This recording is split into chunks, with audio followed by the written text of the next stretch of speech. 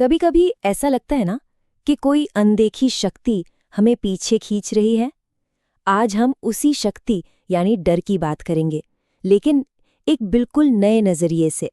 इसे एक दुश्मन की तरह नहीं, बल्कि एक अंदरूनी पर्दे की तरह देखेंगे, जिसे हम खुद हटा सकते हैं।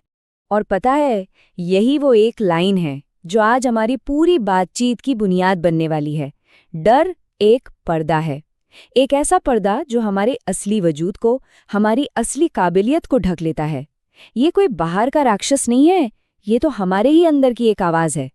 तो अब सवाल ये उठता है कि ये भीतर की छाया आखिर है क्या चीज, ये हमारे दिमाग में काम कैसे करती है।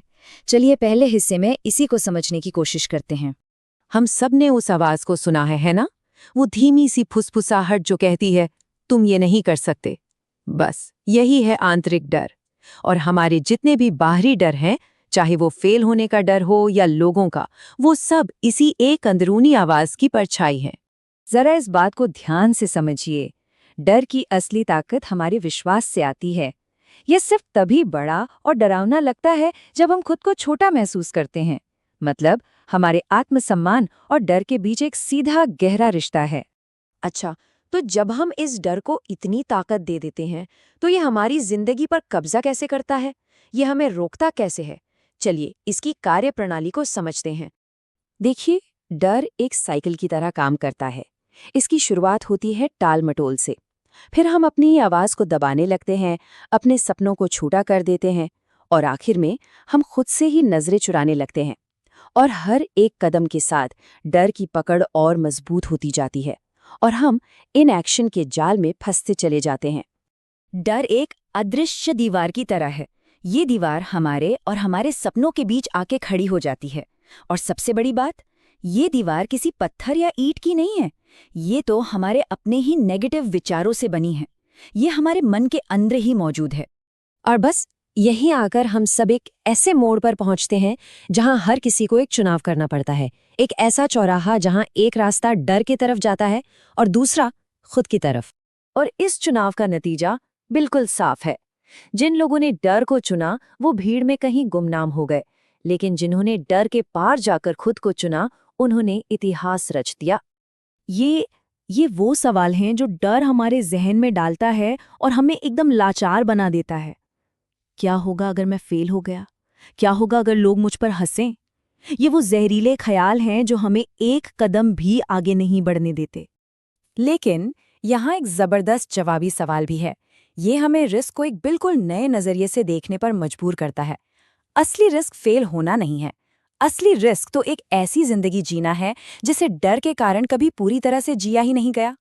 तो चलिए अब बात करते हैं समाधान की। डर का सामना करने और उस अंदर के योद्धा को जगाने के लिए आखिर किस तरह की सोच और रणनीति की जरूरत है? तो सच्चा साहस आखिर है क्या?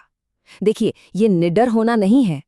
ये तो डर को महसूस करने के बावजूद कांपते हुए भी आगे बढ़ने का एक पक्का इरादा है। असली हिम्मत यही है। तो इस नई सोच को अपनाया कैसे जाए? सबसे पहले डर को एक सीढ़ी की तरह देखें जो ऊपर ले जाएगी। उसे स्वीकार करें, लेकिन फैसला अपने हाथ में रखें। ये समझिए कि एक छोटा सा कदम भी एक बहुत बड़ी जीत है, क्योंकि वो डर को पीछे धकेलता है। और इस पूरी सोच को नेपोलियन हिल का ये एक विचार कितनी खूबसूरती से समेट देता है।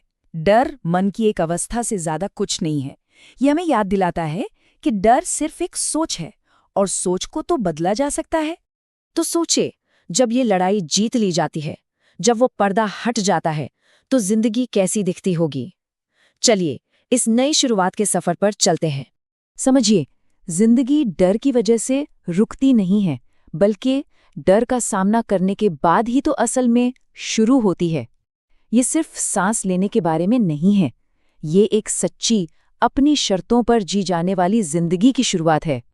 ये किसी पुनर्जन्म से कम नहीं है।